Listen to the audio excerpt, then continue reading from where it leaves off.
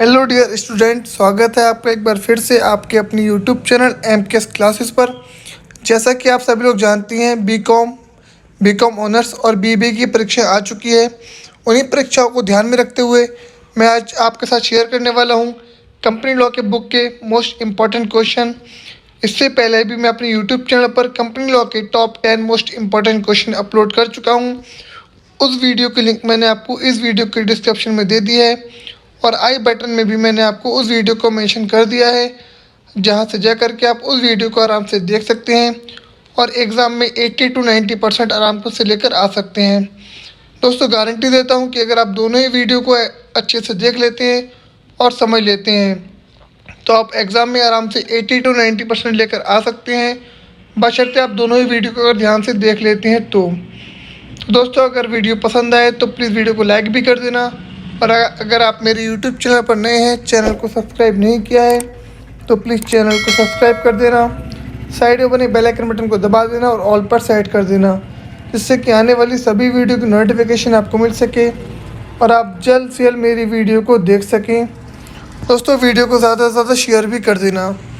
तो चलिए बिना देरी के वीडियो को शुरू करता हूँ और आपको बता देता हूँ कंपनी लॉ के इम्पॉर्टेंट क्वेश्चन विथ आंसर।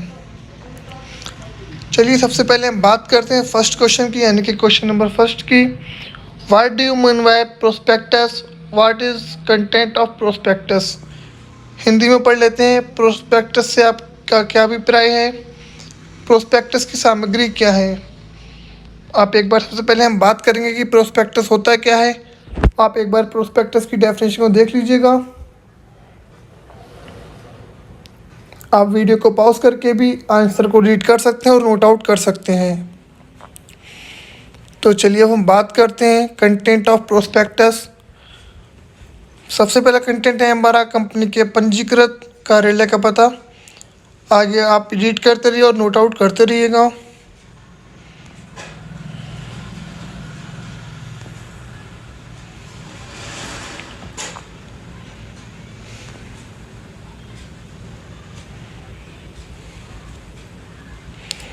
आप वीडियो को पॉज करके भी इसे नोट आउट कर सकते हैं।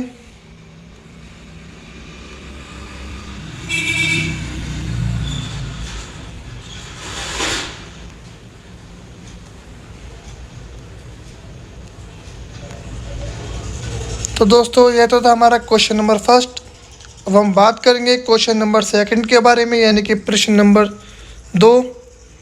प्रश्न नंबर 2 है हमारा डिफाइन आर्टिकल ऑफ एसोसिएशन, यानी कि AOA। Explain it's characteristics, importance and content.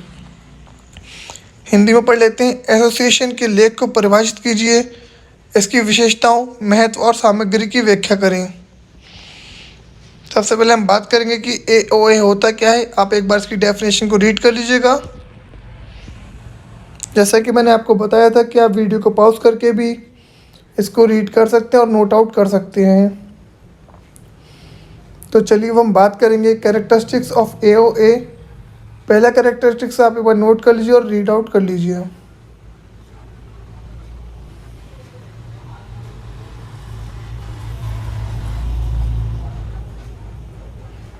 ये तो थे हमारे कैरेक्टरिस्टिक्स ऑफ AOA। हम बात करेंगे इम्पोर्टेंस ऑफ AOA के बारे में। आप एक बार इम्पोर्टेंस को रीड कर लीजिए, वीडियो को पॉज करके भी रीड कर सकते हैं।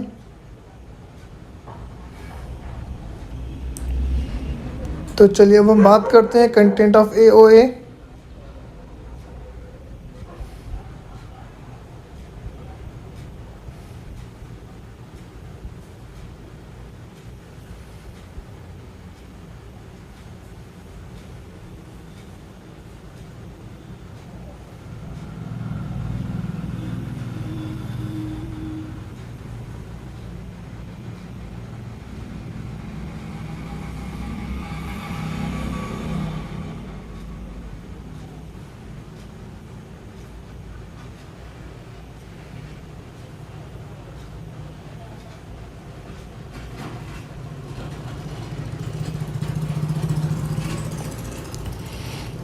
तो दोस्तों, यह तो था हमारा क्वेश्चन नंबर सेकंड।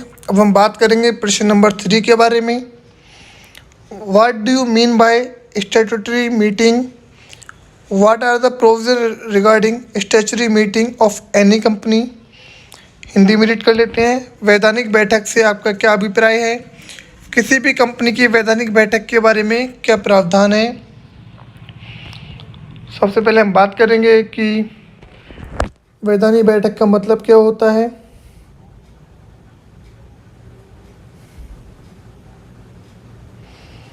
आप एक बार इसके मीनिंग को रीड कर लीजिएगा। और चैनल को सब्सक्राइब नहीं किया है तो प्लीज़ चैनल को सब्सक्राइब ज़रूर कर देना, क्योंकि आपका सब्सक्राइब और लाइक मुझे बहुत ज़्यादा मोटिवेट करता है इस प्रकार की वीडियो को बनाने के लिए। इसलिए आपका सपोर्ट भी मेरे लिए बहुत ज़्यादा इम्पॉर्टेंट है, क्योंकि आपके बिना सपोर्ट के मैं किसी भी चीज़ को रन नहीं कर सकता। चलिए अब हम बात करेंगे provision regarding statutory meeting. First provision है हमारा, एक बार रीड कर लीजिएगा और नोट आउट कर लीजिए। और जितने भी क्वेश्चन मैं आपको बता रहा हूँ, अगर आप अच्छे से इन क्वेश्चन को रीड कर लेते हैं और रीड करके अच्छे से एग्ज़ाम में करके आते हैं तो गारंटी मेरी आप आराम से 80 to 90% तो लेकर आ ही सकते हैं। और आपको अपनी प्रेजेंटेशन पे ध्यान देना है, क्योंकि जितनी अच्छी प्रेजेंटेशन होगी उतनी अच्छी मार्क्स आप अचीव कर सकते हैं अपने एग्ज़ाम में।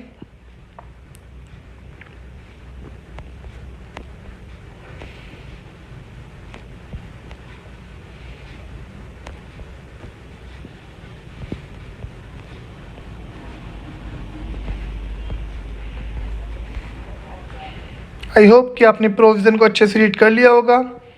चलिए अब हम मूव करते हैं अपने क्वेश्चन नंबर यानी कि प्रश्न नंबर 4 की तरफ। प्रश्न नंबर 4 है हमारा, what is an extraordinary general meeting. State the rules relating to convening such a meeting. एक असाधारण आम बैठक क्या है, इस तरह की बैठक बुलाने से संबंधित नियम बताइए। अब हम बात करेंगे EGM क्या होता है, जिसको हम बोलते हैं एक्स्ट्रा ऑर्डिनरी जनरल मीटिंग। एक बार आप इसकी मीनिंग को अच्छे से रीड कर लीजिएगा। अगर आपने मेरी इससे पहले वाली वीडियो नहीं देखी जिसमें मैंने आपको बताया था कंपनी लॉ के मोस्ट इंपॉर्टेंट क्वेश्चन, तो आप उस वीडियो को भी ज़रूर से ज़रूर देख लीजिएगा, क्योंकि कुछ क्वेश्चन मैंने उस वीडियो में कवर किए थे। सो आपसे रिक्वेस्ट है कि पहले वाली वीडियो को आप ज़रूर देखना, क्योंकि उस वीडियो से आपको बहुत ज़्यादा हेल्प मिलने वाली है। दोनों ही वीडियो आपके लिए बहुत ज़्यादा यूज़फुल होने वाली हैं। अब हम बात करेंगे rules relating to convening such a meeting. एक बार आप रूल्स को भी अच्छे से रीड कर लीजिएगा।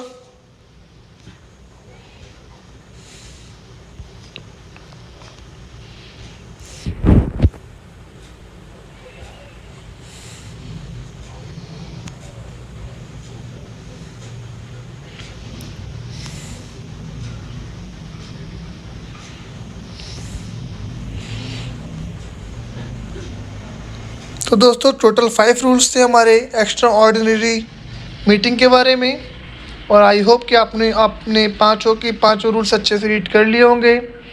इसी के साथ हमारा क्वेश्चन नंबर 4 भी यानी कि प्रश्न नंबर 4 भी कंप्लीट हो चुका है।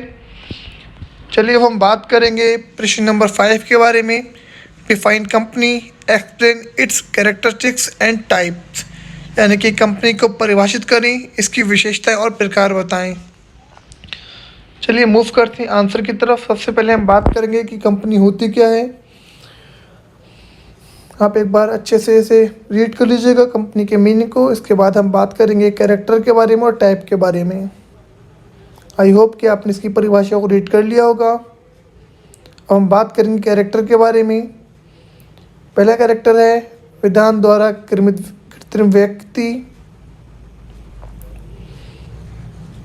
एंड सेकंड है पृथक अस्तित्व, एंड थर्ड है अविच्छिन्न उत्तराधिकार, एंड फोर्थ है सार्वमुद्रा जिसको हम कॉमन सील बोलते हैं। 5 है लाभ के लिए ऐच्छिक पंजीकृत संघ।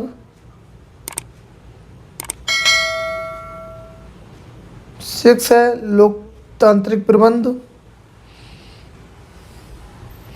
आप साथ ही साथ इसके अंदर के एक्सप्लेनेशन को भी पढ़ लें, क्योंकि एक्सप्लेनेशन भी आपको एग्ज़ाम में देना होता है।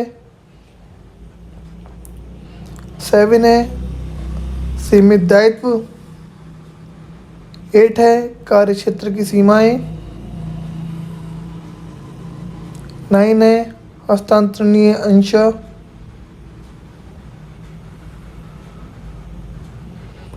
10 है अभियोग चलाने का अधिकार।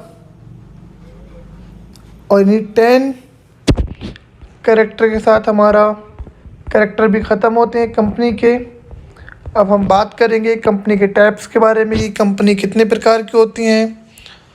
फर्स्ट होता है हमारा स्टैट्यूटरी कंपनी, जिसको हम बोलते हैं वैधानिक कंपनी।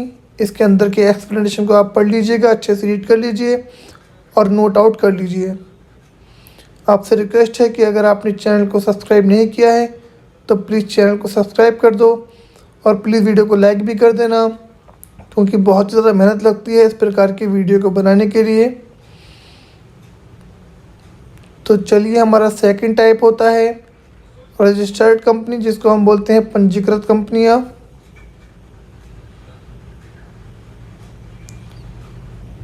फिर होता है हमारा third company limited by share.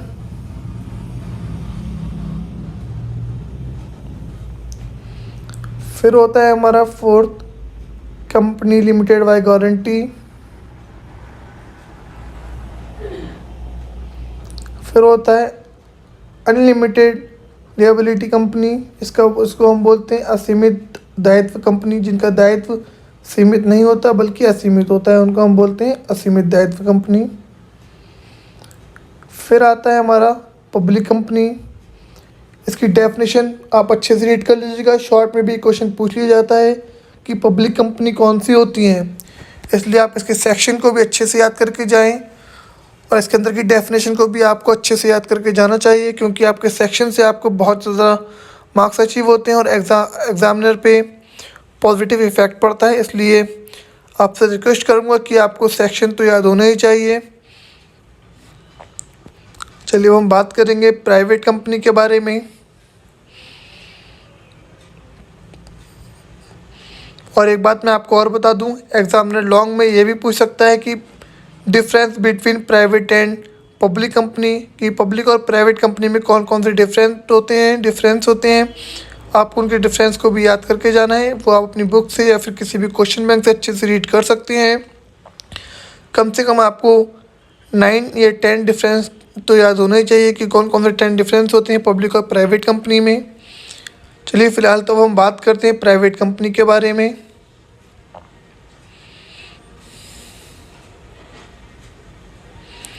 I hope कि आपने प्राइवेट कंपनी को भी अच्छे से रीड कर लिया होगा। इसी के साथ साथ हमारा क्वेश्चन नंबर 5 भी पूरी तरीके से कंप्लीट हो चुका है। अब हम मूव करते हैं अपने प्रश्न नंबर 6 की तरफ। तो दोस्तों, प्रश्न नंबर 6 है हमारा define winding up of a company, जो कि मोस्ट इम्पॉर्टेंट क्वेश्चन है। एग्जामिनर हर बार इस क्वेश्चन को पूछता है। फिर state the circumstances under which may be compulsorily wound up under the court order. एक कंपनी की वाइंडिंग क्या है, किन परिस्थितियों में कोर्ट के आदेश के तहत अनिवार्य रूप से घाव हो सकता है, उन्हें बताइए। एक बार आप आंसर को रीड कर लीजिएगा कि winding up of a company क्या होता है। आई होप कि आपने अच्छे से रीड कर लिया होगा डेफिनेशन को। और हम बात करेंगे सर्कमस्टांसेस के बारे में।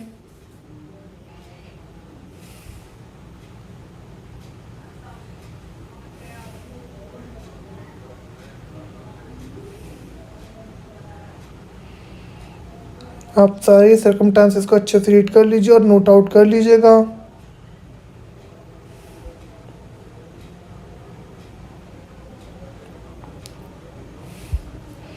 आई होप कि आपने सर्कमस्टांसेस को अच्छे से रीड कर लिया होगा।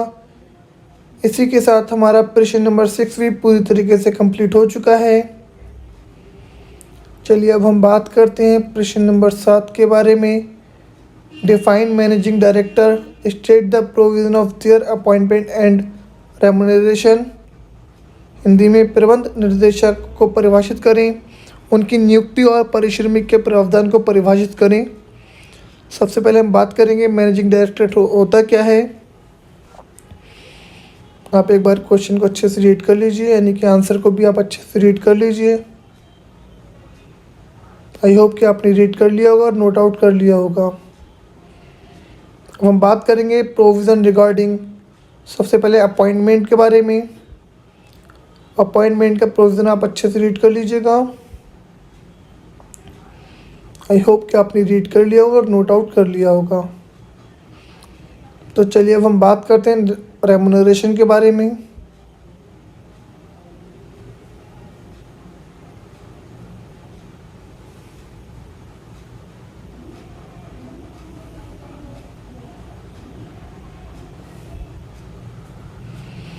तो दोस्तों रेमुनरेशन के साथ साथ हमारा क्वेश्चन नंबर 7 भी पूरी तरीके से कंप्लीट हो चुका है और हमारा वीडियो भी पूरी तरीके से कंप्लीट हो चुका है।